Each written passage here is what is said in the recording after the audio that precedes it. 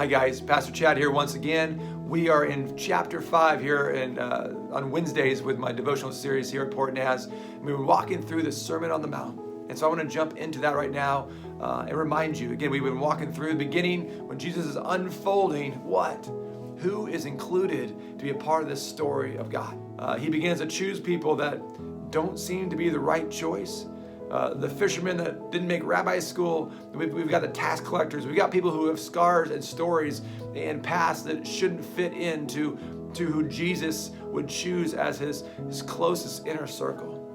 And now he's beginning to teach again to the crowd, the sick, the needy, the misfits, those who are just listening and wanting what Jesus has to offer. And he begins to tell them that they not only are included, last week we began to tell them that they are the salt and the light of the world.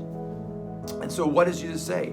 It starts in verse 17 today, and it says this: do not think that I've come to abolish the law or the prophets. Do not think. Who do you tell not to think about something? I'm a parent of 2 boys. As they grew up, multiple times, even now as they're older, I'll say, don't think about this, or don't do that, or hey, make sure. Why do I say those things? Because I know that they are probably thinking it. So Jesus, in his also his humanness, understanding who Jesus is, begins to say, do not think that I've come to abolish the law. Why would they think that Jesus wants to abolish the law? Because he's now including and allowing this group of people to not just be the salt and light, but they're going to receive God's blessings. And people are saying, wait a second, we were told by the Pharisees and the scribes, they are not included. They don't receive God's blessings. But Jesus is fulfilling and unfolding a different kingdom. A kingdom more, and we're going to get to this later in the weeks, of character of the heart of the Spirit, and not just of the legalistic understanding of the law. And he continued on and says, I have not come to abolish the law, but to fulfill it. I tell you the truth, until heaven and earth disappear, not the smallest letter, nor the least stroke of a pen will by any means disappear from the law until everything is accomplished. Anyone, this is important, anyone who breaks one of these, the least of these commandments and teaches others to do the same will be called least in the kingdom of heaven. But whoever practices and teaches these commandments will be called great in the kingdom of heaven. For I tell you, unless your righteousness surpasses that of the Pharisees and the teachers of the law, you will certainly not enter the kingdom of the heavens.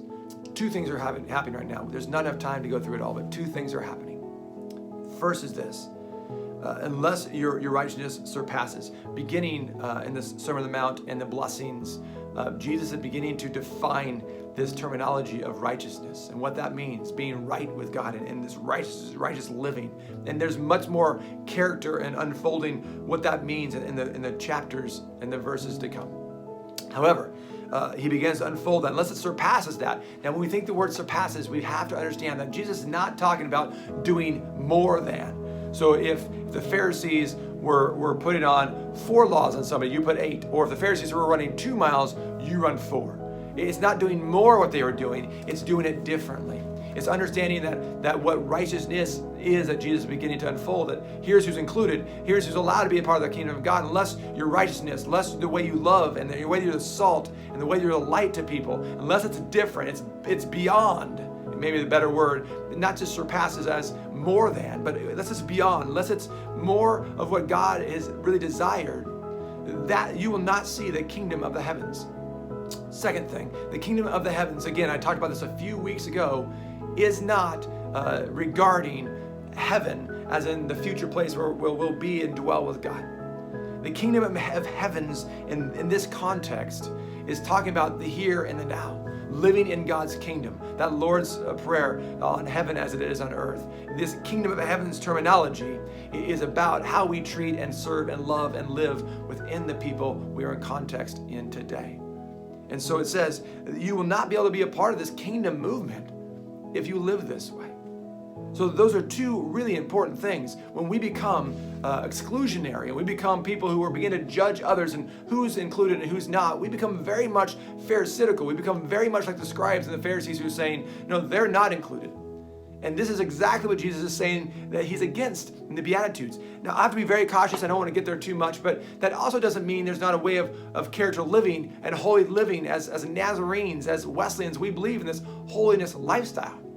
But it does mean that we have to be very cautious in who we exclude because we believe something about them does not include them into the kingdom of God.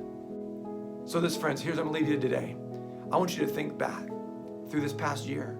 Maybe go and be silent for a little bit, sit somewhere in your yard or your house where you can be alone and think through. We've had a rough, tough year, a pandemic that isolated and caused a lot of unique ways of thinking and doing things, and oftentimes trying to live in a way of community without community, and it became very tough. We went through social unrest.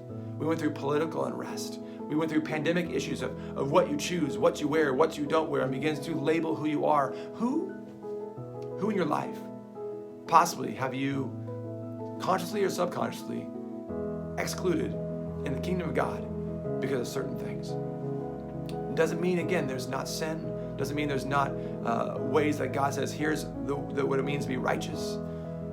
But it does mean we have to be cautious that we don't become the ones who make someone feel that they are no longer allowed to be restored by Jesus.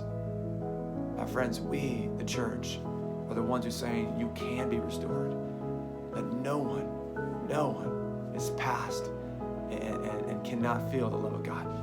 Take some time and ask God to reveal to you maybe areas in your life where you can be more salt and more light, where people can see the Jesus life through you.